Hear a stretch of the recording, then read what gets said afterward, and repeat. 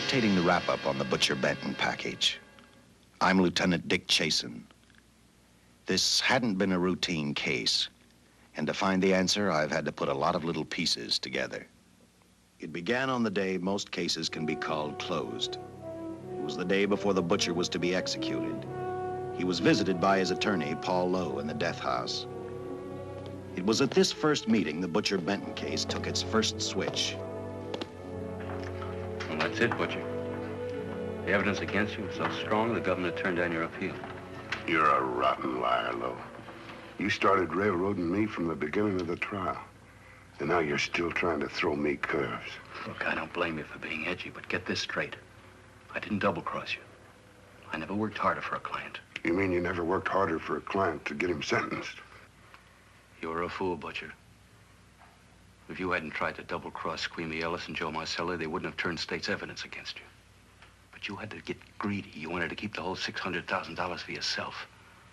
Well, the boys got sore, and I don't blame them. It was all your idea. You planned the whole job. You hired us. When you found out I'd staged the money, you decided it was time for me to die. You got those two crumbs to turn state's evidence on me. You stinking rotten mouthpiece. We both know that isn't true, Butcher. Now, look, what's the sense in not giving me the money? It's not gonna do you any good. Well, I'll have the satisfaction of knowing that none of you three crumbs are gonna spend it. What about Eva? Don't you owe her something? You tell me where the money is, I'll see that she gets your share. I've got a different idea. I'm gonna kill you and Squeamy and Joe. Then I'll take care of Eva myself.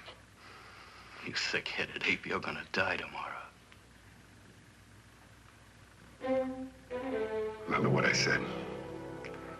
I'm gonna get you, all three of you. Even for you, Butcher, that'd be quite a trick. So long, dead man. Remember what I said. I'm gonna kill you, all three of you.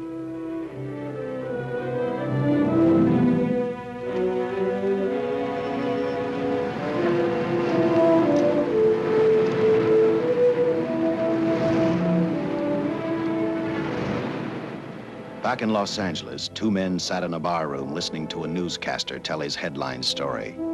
He played up big the butcher's threat to kill Paul Lowe, Squeamy Ellis, and Joe Marcelli for their having turned state's evidence against him. Squeamy Ellis didn't seem happy over the butcher's threat. Neither did Joe Marcelli. But they had figured, once a dead man, always a dead man. But this was one time everyone was in for a surprise, including the entire police department.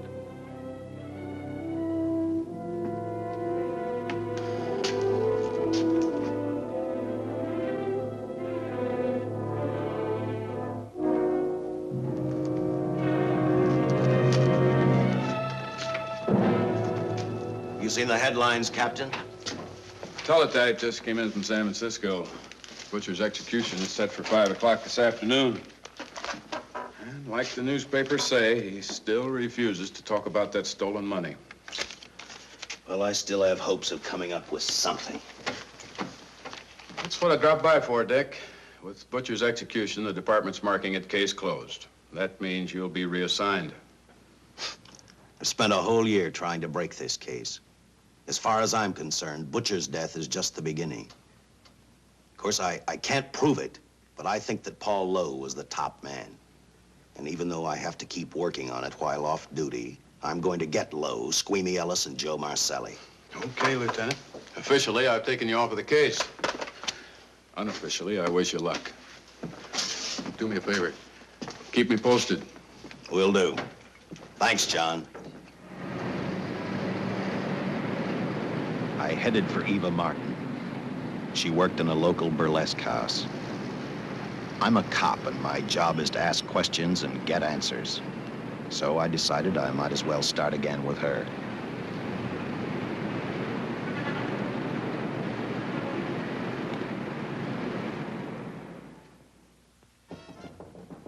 Come in.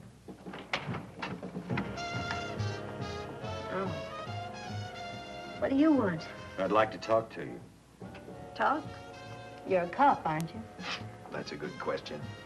I can't even find a 3-ton armored car, let alone the $600,000, and I've been on the case a year. I've told you, and I've told you, and I've told you. I don't know anything about the money. I never did. Benton's gonna be dead in a little while. I thought it might make a difference. I never knew anything about the money. Call me dumb. I didn't even know Charles was in the rackets until the trial. Now, take it easy, kid. You're on, Eva.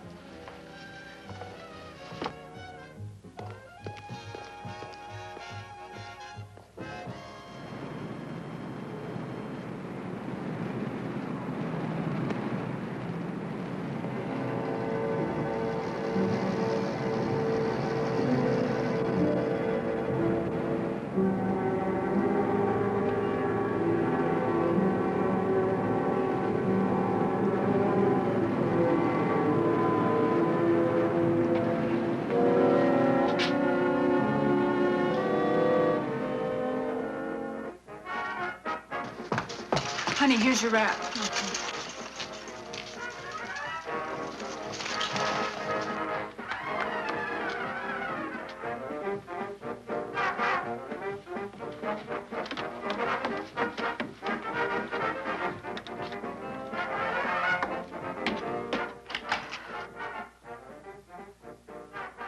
A few moments ago, Butcher Benton, without revealing the whereabouts of the $600,000 stolen in the armored car holdup, paid for his crimes against society in the gas chamber at San Quentin. Now for a look at the international scene. Today... Come on, baby. Don't waste tears on Benton. I feel so badly about Charles. If I'd known, maybe I could have done something. How about a drink? We could both use one. An artist can't drink while she's working, Paul. Boy, see.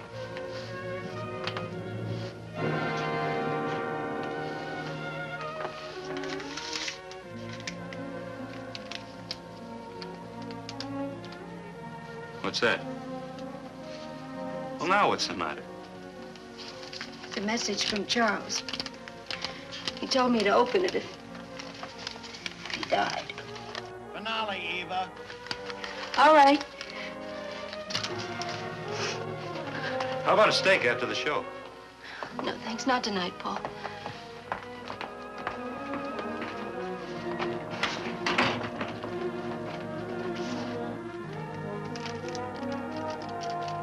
I didn't find out until much later, but Paul Lowe, in opening the letter the butcher had given Eva, found a map outlining a section of the city sewer system. And clearly identified was the spot where the butcher had hidden the stolen payroll. He replaced it with a $50 bill. I guess he figured $50 to gain $600,000 was not a bad day's work.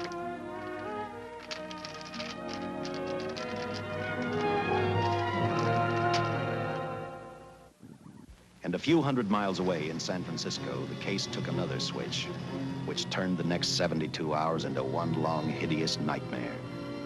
Dr. Bradshaw, a distinguished biochemist, was making preparations for a final experiment which he hoped would lead the way to a cure for cancer. He'd been successful with laboratory animals. The last step called for a human body. And Dr. Bradshaw's assistant quickly made a deal with a local mortuary and returned to the laboratory with the dead body of Butcher Benton.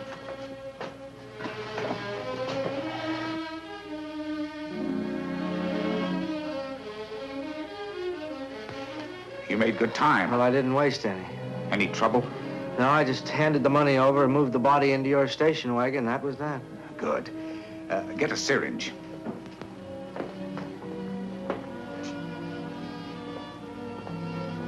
He's in good shape. Well, I hope so. We'll get other blood samples later. We'll run this one through fast. Right. Now wheel him into the machine and then raise him. Right.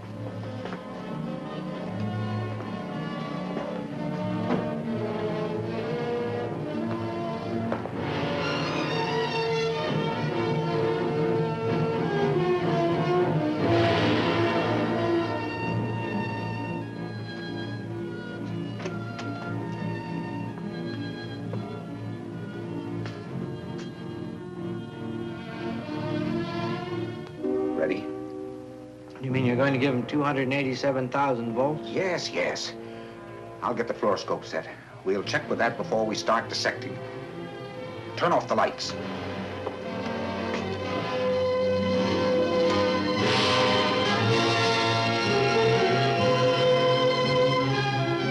There you are, old boy. If you respond properly and my theory is sound, you'll be more famous dead than alive. Throw the switch.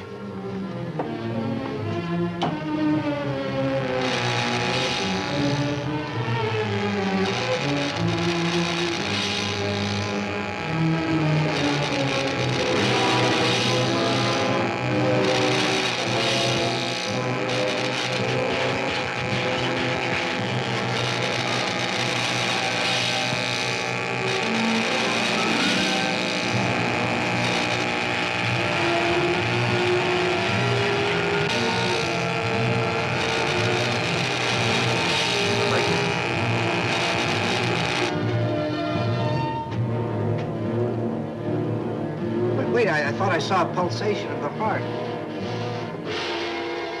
You're right. Dr. Bradshaw is beginning to breathe. You've brought this man back to life. No. The heart muscle has simply responded to a terrific electrical shock, that's all. Yes, but it does prove that the cells still function. Dr. Bradshaw, he is alive. A shock reaction, it can't last. His cells are multiplying now, if your theory is right. We could keep that reaction going longer. But it's worth a try. Get the body out.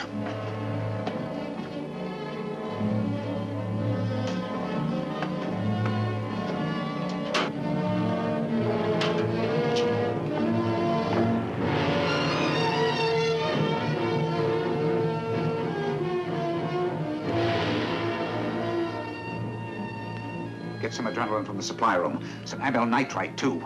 Hurry, hurry.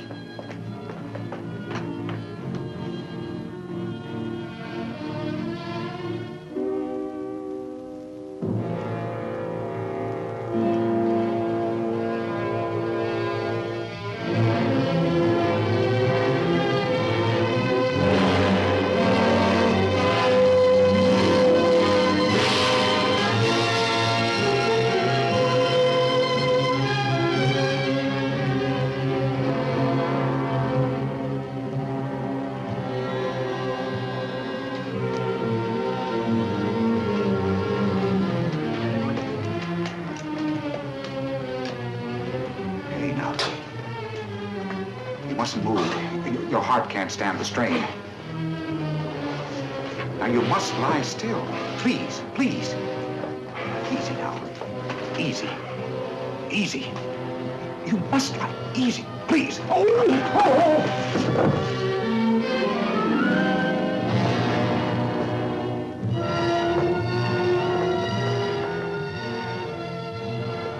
Dr. Bradshaw's experiment had given life back to the butcher.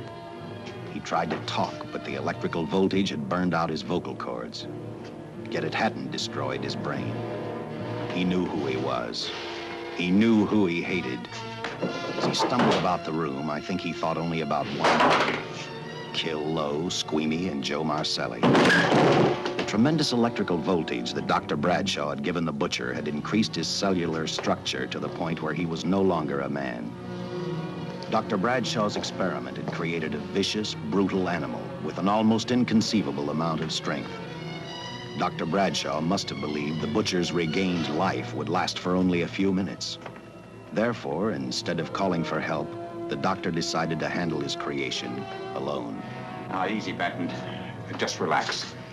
I'm a doctor. I want to try to help you. Do you understand me? You're in my laboratory. The execution was carried out and you were declared dead. I tried an experiment on you and brought you back to life, although I didn't intend that. Now, you've had a great shock. Now come and sit down. Now, be quiet. Now, come and sit down. Take it easy. That's the boy.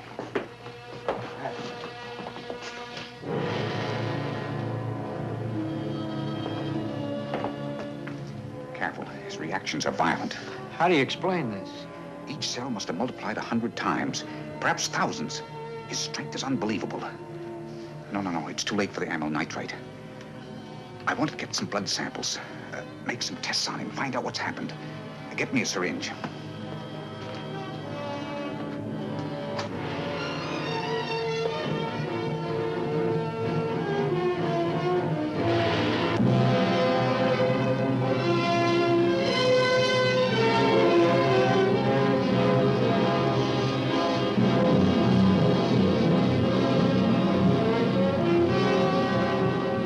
Why won't the needle penetrate the skin? Tissue must be nearly a solid mass of cells. How are we going to get the blood sample? Surgically, perhaps.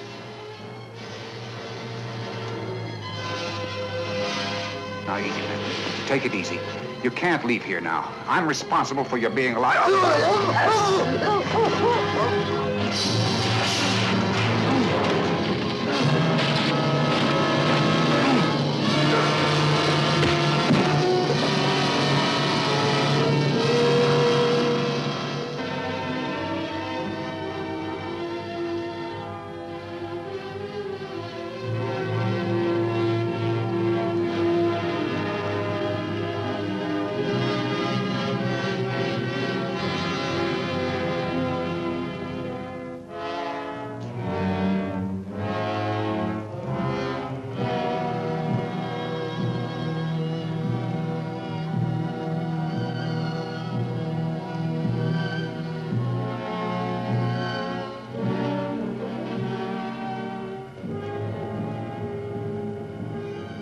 Towards the end of this case, Captain Lauder and I found out the doctor and his assistant had been murdered. But I'm getting ahead of my story. The butcher didn't know how he had been brought back from the dead, and he didn't care. All he knew, he was alive. Then this monster-made man started thinking about Los Angeles.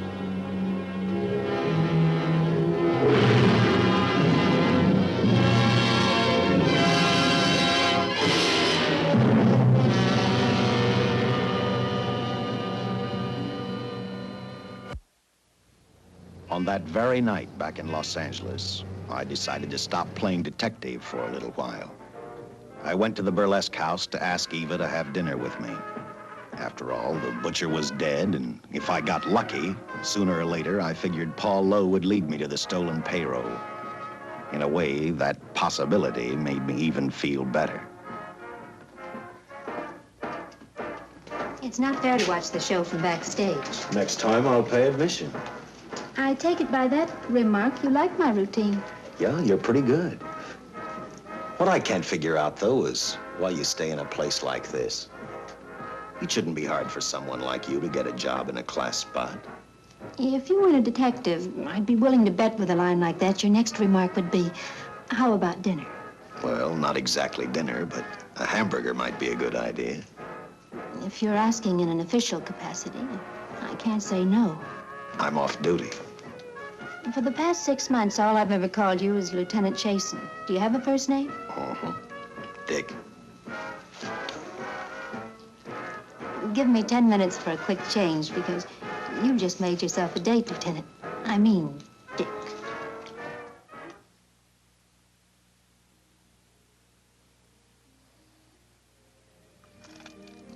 You know something, Dick? I haven't had hamburger in the front seat of an automobile with a guy in a lot of years. Well, from now on, we'll do it more often. It's funny. I always figured a policeman wasn't really a human being. I mean, unless he was arresting someone or trying to solve a case, he was unhappy. Shows you how wrong you are. In fact, everyone on the force gets fed up occasionally with the job they do. Maybe we're more human than anyone else. We see so much trouble, we get to hate the word. But as long as the world's filled with people, there'll have to be men who enforce the laws. What made you join the department? Now who's making with the questions? No, honest, I'd like to know. Well, it's really a very short story. When I got out of the Air Corps, I knocked around for a while. Well, I went to work for an oil company. One day, I went back to college on the GI Bill. Just before graduation, I noticed all about the police department exams. Seemed a pretty good thing to do with your life, so I took the exams, passed, then went on from there. If I ask one more question, will you give me a straight answer? Try me. Am I still part of the Charles Benton investigation? I mean, right now. I don't think so. As far as the department's concerned, when Benton was executed, the case was marked closed. But inside of me, that's not good enough. I don't follow you. You know, the $600,000 is still missing. And a fast-talking underworld lawyer like Paul Lowe is walking around a free man. Someday, no matter how long it takes, I'll get him and the money. Until I do, the Benton case for me is not closed. I give you my word, Dick. Charles Benton never told me anything about the money. Oh, I've been sure of that for a long time. But how did you ever get mixed up with anyone like the Butcher? As trouble ever started, just happened. I had a roommate who used to date Benton all the time. One day she packed and left for Chicago. Benton carried a torch for her, and he used my shoulder to cry on. First thing I knew, we were having dinner together, and a few weeks later, I was labeled by the police as this #1 suspect and Benton's girl. But it was never like that. I made only one mistake. I felt sorry for him. You mean, until he was arrested for the robbery and the killing, you had no idea how he earned a living? I know this is going to sound crazy, but I only went out with Benton a couple of times. And all we ever talked about was Madge, my old roommate. The last time I saw him, he tried to get too friendly, and that's when I told him he had the wrong girl. But like I said, I'd already made my mistake. What about the burlesque house? How do you two fit together? You sound like a lot of other people.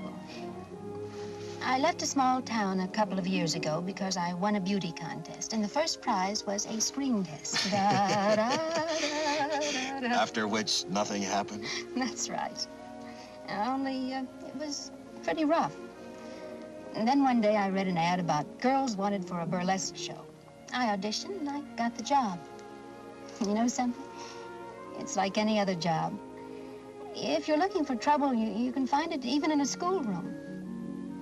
Well, when the screen test didn't work out, though, why didn't you go on home? Well, first you have to have a home to go back to.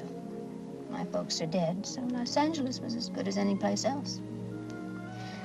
I don't know about you, but I do 8 shows a day, and at this hour, I'm bushed. I know what you mean. Mind if I drive you home? No.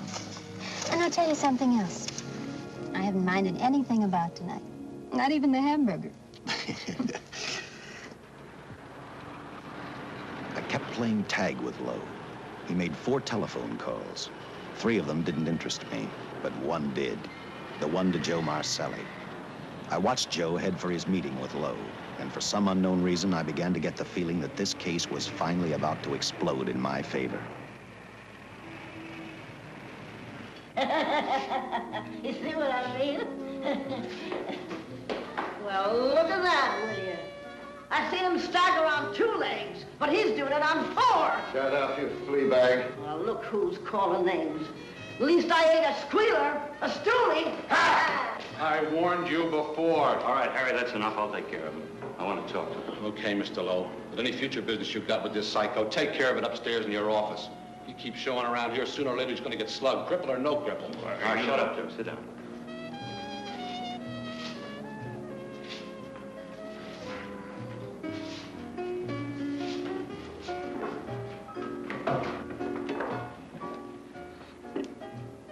I need a shot, bad. You'll get one after I've talked to you. You sober enough to understand? Yeah, I run out of dough. No wonder. Look at you. You used to be the best torch man in town. Now, I don't think you could crack a safe if you knew the combination. No jobs. Nobody wants me since I turned stakes on Benton. That's your doing. You talked me into All right, it. quit crying. I got a job for you. If you can stay off that stuff long enough. You know I can if I've got a job. How much? What is it? There's $2 grand in it for you. Where? Right near where he pulled the job. You interested? $2 grand ain't much out of 600,000. There'll be other expenses. Besides, that money's plenty of it. Now, you want it, or do I get another boy? I'll do it. How soon do you want me to go to work? Set it up for tomorrow night. Call me before noon. I'm going to the races. 1. And that's all. The job's over.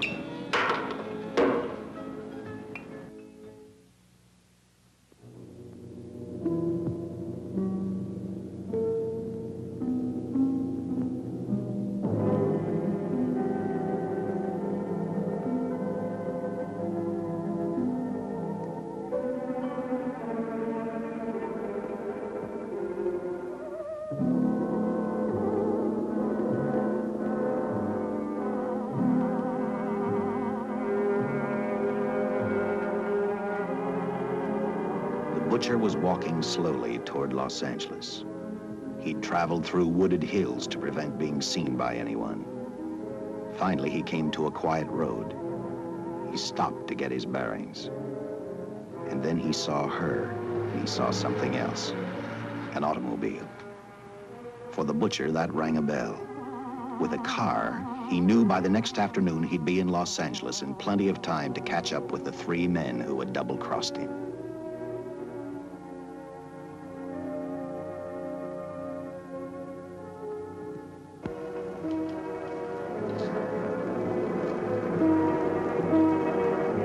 See, you're a real gentleman to be helping strangers in distress. I hope you don't mind me using the babe here as bait. Quite a dish, isn't she? But that's what she gets paid for. Bait, that is. Yes, sir. She's a real shaker artist of my outfit. Carnival man myself. Just call me Connie.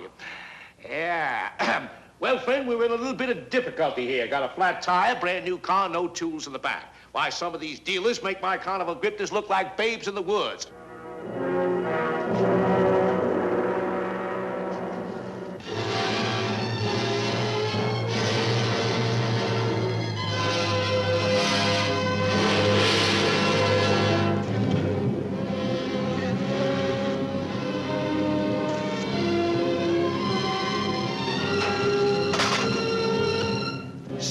Holy. Say, who you with, friend? Let it down. Let it down. No matter who you with, friend, believe me, I can do better for both of us. I'll make a fortune for the both of us. Oh!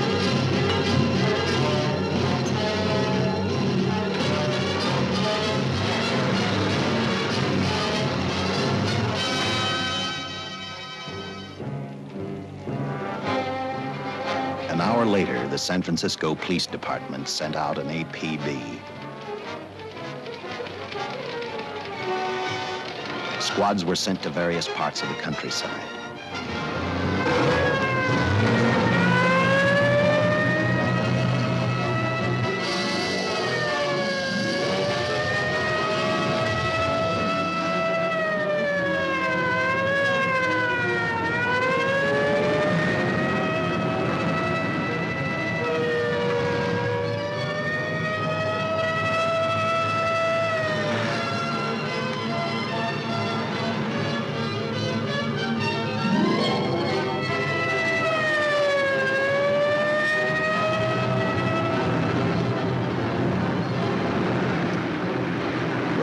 Were thrown up to catch the cold-blooded killer the hysterical girl had described.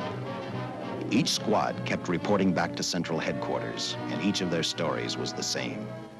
So far, none of them had spotted the car the killer was driving. Orders were given to shoot to kill, because from the girls' further accounts, they realized they were dealing with a maniac.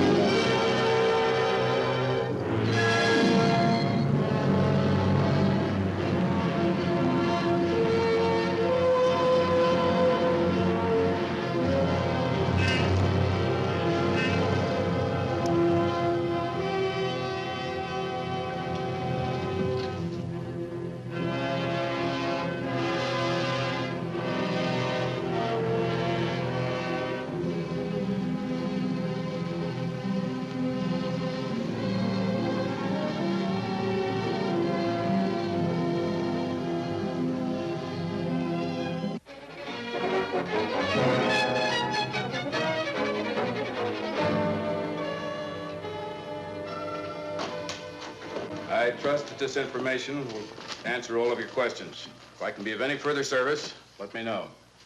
Sincerely, J.I. Lauder, Captain Police, L.A. Here's another all points from CHP, Captain.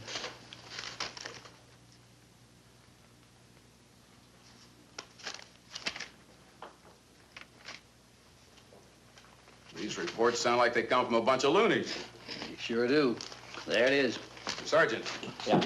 I want Lieutenant Chasen to look these over as soon as he comes in. All right, Captain. The next morning, I read the stories of the brutal murder of the 2 police officers. I also read the witness's statement about the bullets having no effect upon the killer. I felt sorry for the witness, and I thought about how easily a person's mind can become confused when suddenly they receive a brutal shock. I didn't believe a man existed who could not be stopped by a slug from a .45. Good morning, Captain. You and the rest of the force are going on 24-hour duty. Seen the headlines? You mean this guy that's running amok up north? Yeah, the latest report, he's killed 2 police officers. Made a getaway in a green coupe heading south. I've got a hunch this killer's gonna be our baby.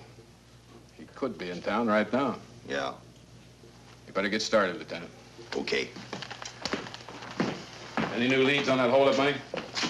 I think the girl can probably be counted out. If any of the others are wise, they're keeping mighty quiet. Well, let it ride for now. The whole force is gonna be on the spot until we catch this killer. Newspapers will have a field day.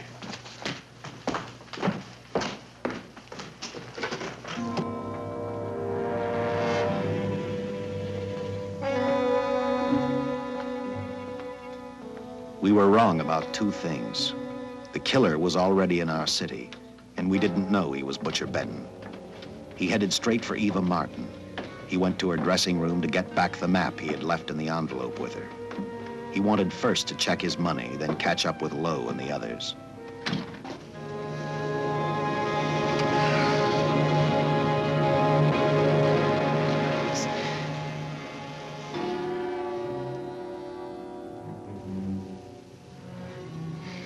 Can't be. But you do look like him. Only different somehow.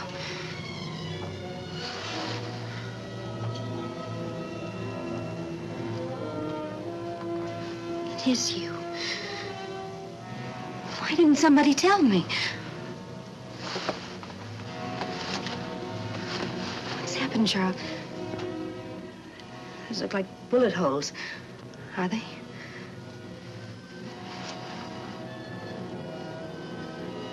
There isn't even a mark.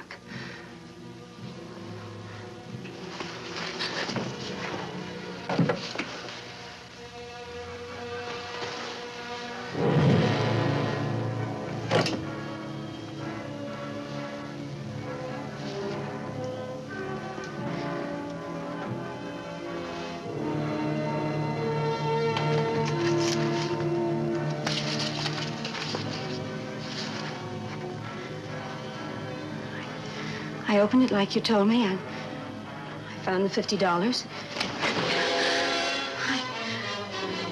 I didn't know why you left him. Oh, Paul didn't know why he was here.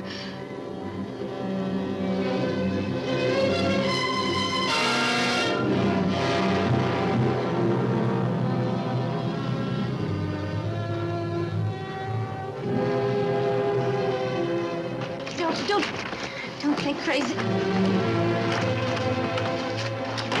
The name of Paul triggered his hate. He left her dressing room and started for Squeamy Ellis and Joe Marcelli's place. Because he knew, with them out of the way, Paul Lowe couldn't open the strongbox where the money was hidden. He thought of Squeamy and Joe first. He was saving Paul Lowe for last.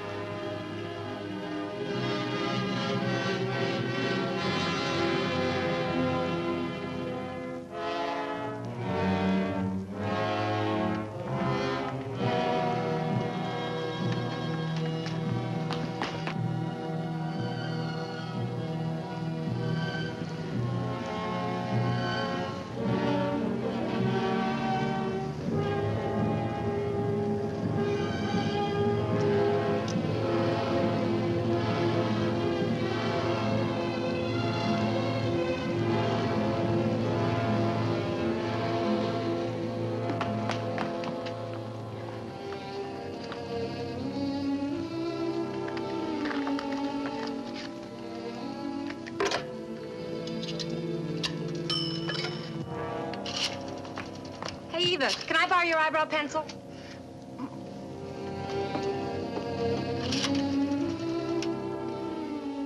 Operator, get me police headquarters. Lieutenant Chasen, please. When do you expect him? Well, tell him Charles Benton is alive, and even bullets can't stop him. I'm not crazy. Just say a friend of Charles. He'll know.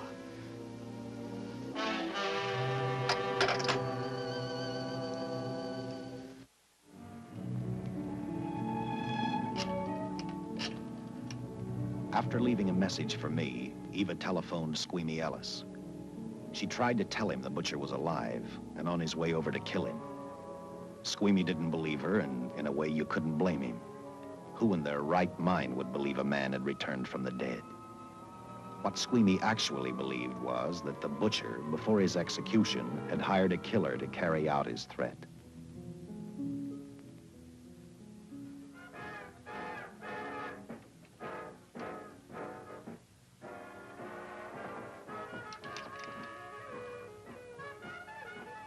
You sick? What? You don't look so good to me. 10 minutes, Eva. All right. Say, Eva, I could take over the matinee trick for you. What? It's easy. Look, Eva, I can do it. Scub-up-de-doo-doo-doo. Oh, Francine, I just thought of something. Yeah? Eva agreed to let Francine do the show. She hoped she'd be able to interrupt the butcher before he arrived at Squeamy's hotel. Or, failing that, at least be able to warn him to stay out of sight. You wanted me, Captain? Yeah, I just had a rundown on those fingerprints, the stolen car up north. We got nothing on the driver who was killed or the woman with him. Take a good look at these. There's something funny about these. Yeah. The boys in the lab can't figure it out either. Those are the killers. They were found on the steering wheel. Looked like they'd been stamped in with a steel die. They sure do. These are Butcher Benton's. What? They look the same to me. How do the lab boys explain that? They don't. Their best guess is a twin brother. An identical twin could have the same pattern of whorls with only slight variations. Ever hear of the butcher having a twin brother? No. Even if he did, it wouldn't explain these freak prints. You didn't pick up your message, Lieutenant. Some wacky dame calls you. And she says Charles Benton is alive, and bullets won't stop him. If we buy the twin theory... Who was she? Where'd she see him? Well, she wouldn't leave her name. Sounded kind of hysterical to me. Said she was a friend of the butcher's. Eva Martin. Get over to the Follies and see what that girl knows. Yeah. Some guys have all the luck. I never drew an assignment to the Follies.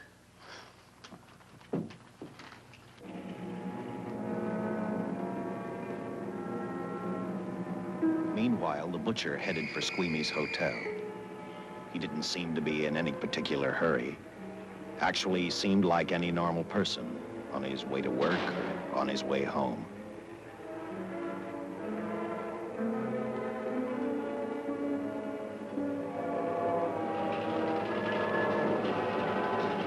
He rode up Angel's Flight, arrived at the top, scanned the hotel building, and then noticed the only exit from Squeamy's apartment, a fire escape.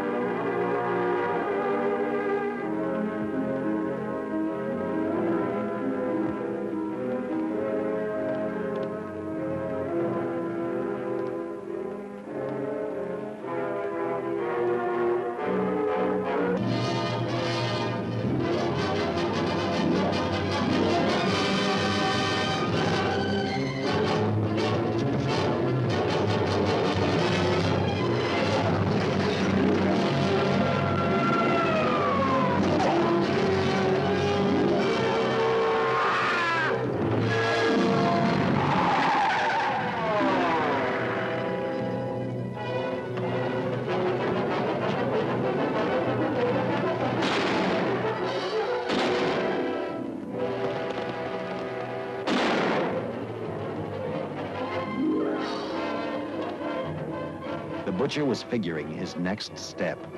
And as he looked at the dead cop, he thought about Paul Lowe, the next man on his list. Seen Joe Marcelli? Not since last night when I told him I didn't want him around here no more. Give me a shot.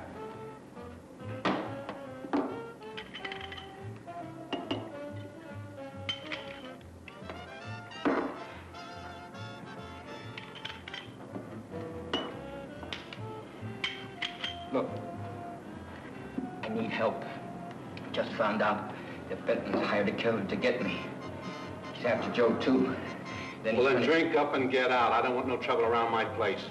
You're a real pal. Drink up and get out, I said.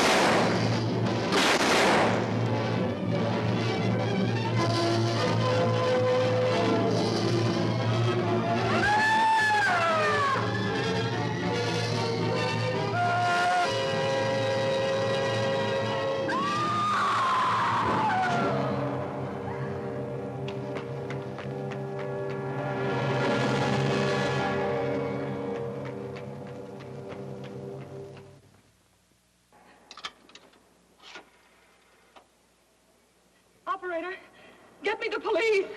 Police! Yes!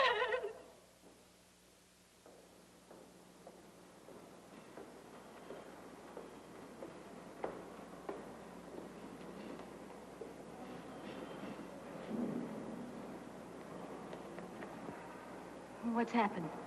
A guy named Squeamy got thrown from the 5th floor. He's deader than a mackerel. Customer of mine. You mean Squeamy Ellis? Yeah, that's it. Just Squeamy. No one else was killed. Ain't one enough?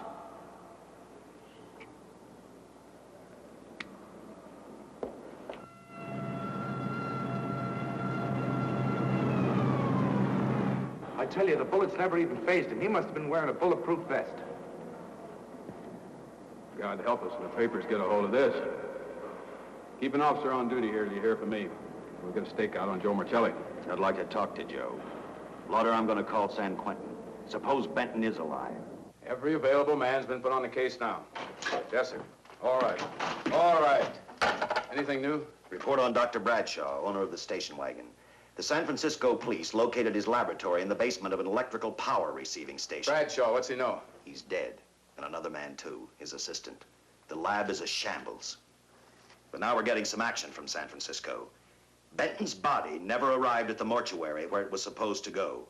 An attendant there finally broke down, admitted he picked up some quick cash by handing the body over to a man he was unable to identify. The man was driving a station wagon. Blasted man, the chief's on my neck, and the commissioners are on his, and the mayor's on theirs. Now, am I supposed to tell him that our killer is a dead man? They found a notebook in Bradshaw's lab.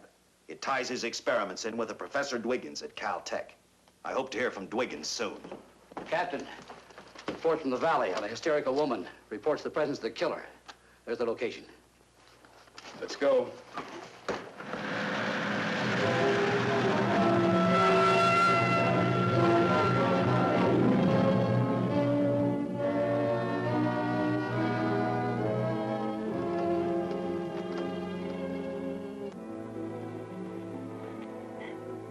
You and your boyfriend had a little fight, and he got out of the car to take a walk. You noticed that he walked down toward the sump area in the direction where you'd seen those lights a short while before. What happened then, miss? Please try to tell us. Well, I just sat there a few minutes, I guess. I was pretty mad. Then there was a loud crash, like heavy metal, sort of, from down here. I got out of the car to get a better look. I heard Jimmy cry out something. I couldn't make out the words. Then down here, in a patch of light, was Jimmy. And coming toward him was this man. Big man. Lifted Jimmy up over his head like he didn't weigh a thing. Jimmy screamed. Just once, before he broke Jimmy's back. I heard it snap, not far away. Then I started running till I found this house. They let me use the phone. Thank you, mate. We'll see that you get home right now. O'Malley, see that the young lady gets home all right. Paul Lowe, while driving to his office, heard a radio commentator report the murder of Joe Marcelli. And what shocked him most was when the broadcast identified the killer as possibly being the butcher. Lowe headed straight for Eva Martin at the Burlesque Theater. Oh, you gave me a start, Mr. Lowe. What are you doing here? Where's Eva? Oh, I'm taking her place. I'm going to wear her costumes. What's it to you? I asked you, where's Eva? Hey, don't get physical. Well, watch your tone of voice, Buster. I told you. Little Eva isn't here. I could see that for myself. Where is she? She's at police headquarters. That's where she is. Yes, sir. No, sir. Captain Lauder's still with the mayor. The killer dropped out of sight. He was last seen in the Hollywood area. Yes, sir. We know he's dangerous. Every angle's being covered. Yes, sir. I'll tell him.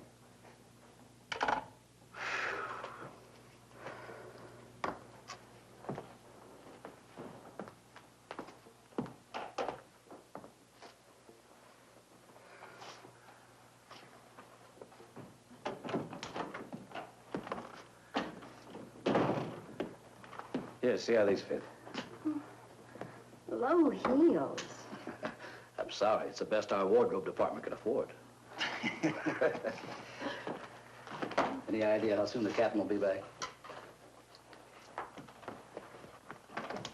Now, look, I'm going to see the captain if I have to wait here all night. Paul. Paul, Charles killed Squeamy and Joe. Joe, too? Benton? He's alive. I saw him, but nobody will believe me. I'm checking it. My guess is whoever killed them is on the trail of the money, Lowe. Now, maybe you better start talking if you know anything about it. I don't know anything. Did the butcher have a brother? No, no brother. It was Charles. I saw the tattoo on his arm. Look, I demand police protection. Where's the money, Lowe? You heard me. I demand protection. I know my rights. We put stakeouts on your office and home. Well, that's not enough. It's enough as far as we're concerned.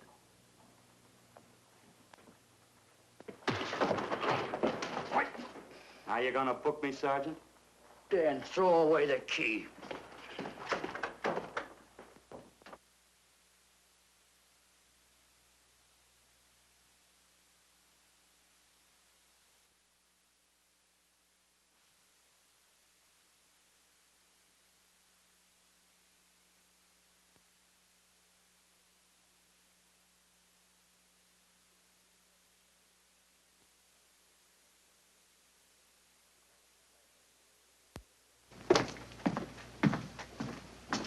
Thank you. Come up with anything yet, Dick? Oh, we've checked every hotel, motel, and rooming house in town. We've run a cross-check on every hangout Butcher ever used. Net results, blank. This is incredible. We not only discover a dead man turned killer, but it's beginning to look like he plays ghosts, too. He's somewhere in this city, and if we have to take it apart brick by brick, we've got to get him. I may be way off, but I think Paul Lowe could tell us a lot. Maybe, but it's a cinch he's not going to. Well, suppose he had no alternative. You better grab some coffee. Your mind's beginning to play tricks on you. No, now, wait a minute. When Lowe came to us for police protection, it was because he was scared stiff the Butcher would add him to the list of Squeamy Ellis and Joe Marcelli. Go on. It figures, too. When he slugged the sergeant, he knew we'd book him right away. Oh, this Lowe's a pretty cute character. But we can play the same game. You mean we'll threaten to release him? Well, not exactly. You tell him you realize that he was excited, that throwing the punch was accidental. Tell him we're not going to make a charge, that he's completely released. Lieutenant, you know we can't do that. Lowell made his first mistake when he hit the sergeant, and that'll get him a year. As far as the department's concerned, at least it's a small victory. If my hunch is right, Lowe won't want to be on the streets with the Butcher looking for him. And he may talk, and talk a lot. Enough maybe for us to get rid of him permanently. Even lead us to the Butcher. If he's frightened enough, that might work. But if it doesn't... No, Dick, I'm not going to release him. I want him out of my way so bad I can taste it, but not bad enough to be responsible for getting him killed. The good thing about that, Captain, is the fact we know it, but Lowe doesn't. Let's give it a try. All right, Lowe. Come on out. I think you'll find everything in there. You're free to go, Mr. Lowe. Wait a minute. Who do you think you're kidding? You arrested me for assaulting an officer. Court, I'll plead guilty. With luck, I might get off with 6 months. For a lawyer, you're forgetting a very important point. If no charge is made, there's no trial. It was a tough day for everyone. We figured your nerves were on edge, and when you threw the punch, you didn't know what you were doing. I've squared everything with the sergeant. It's all over, all forgotten. Yeah? Why'd you bring a stenographer? Simply because I wanted a record of our conversation at the time of your release. Okay, Lowe, let's go. Oh, wait a minute. Once out on those streets and I'm a dead man. You let me go, you'll be responsible for murder. Oh, come off it, Lowe. You're imagining things. You know the Butcher threatened to kill me. You set me free, he'll do it. Well, that's just a risk we'll have to take. But the way I look at it, Mr. Lowe, you'll be okay. Look, Captain, I'll make a deal with you. You keep me here, and I'll tell you how to recover the money. Maybe even catch the Butcher. No deals, Lowe. You'd probably tell us anything just to stall for time. Come on, let's get out of here. Now, wait a minute. All right. I'll tell you the truth. Start taking this down. I, Paul Lowe, hired Butcher Benton, Squeamy Ellis, and Joe Marcelli to pull off the armored car holdup. And then Lowe continued with his confession. He told us about finding the map. He showed us the exact location of where the Butcher had hidden the stolen payroll. And he gave us a most important answer. The explanation as to how the Butcher was able to elude detection. His means of escape was the sewer system beneath our city.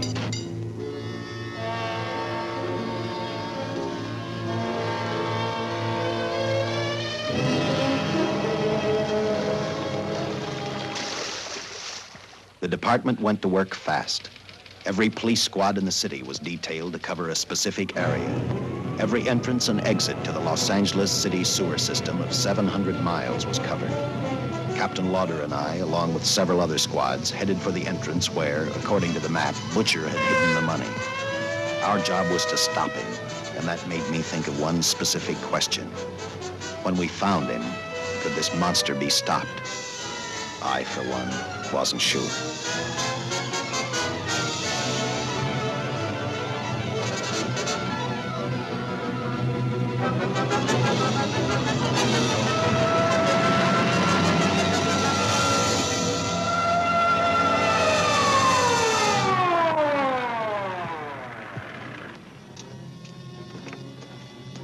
Everything all set, Lieutenant?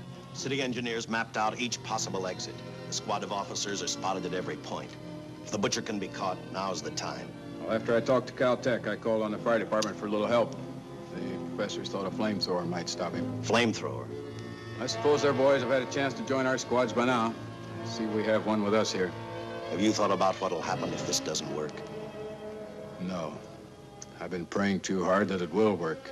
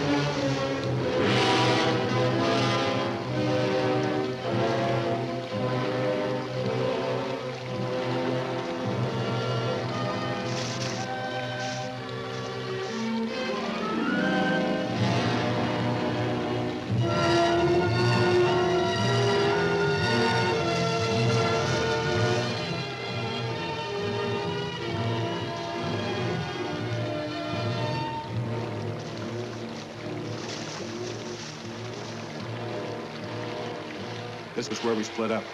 I'll go straight ahead.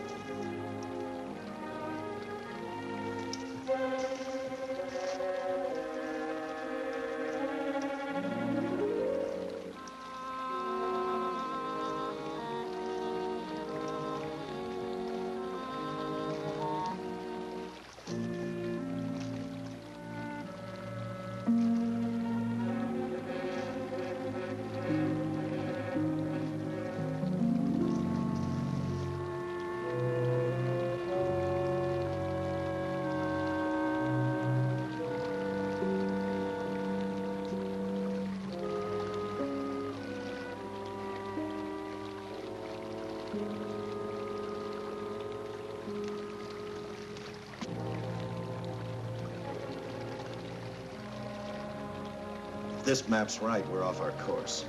We'll have to backtrack.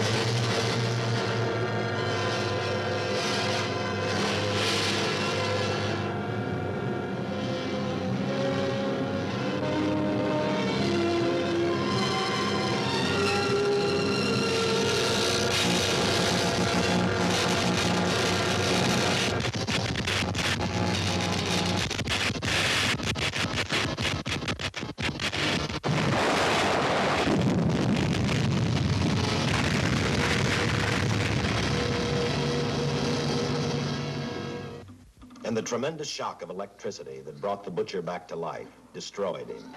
The $600,000 stolen in the armored truck robbery has been recovered. Case closed. Well, here are the scientist's comments for your records. I had to fill in a few spots with my own guesses, but I guess that's about the size of it. Did you get any sleep? Oh, some. Not much. How's the girl today? Well, I called the hospital about an hour ago. She'd gone. Gone? Where? Well, she told him she was a working girl and that she'd been away from the job too long already. Quite a girl. Yeah. Say, how about that time off I've got coming? 48 hours, beginning right now. Get some rest, Dick.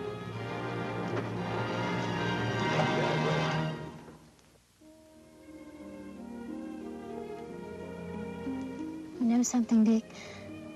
The past 72 hours seem like a bad dream. That rest in the hospital today really gave me a new lease on life.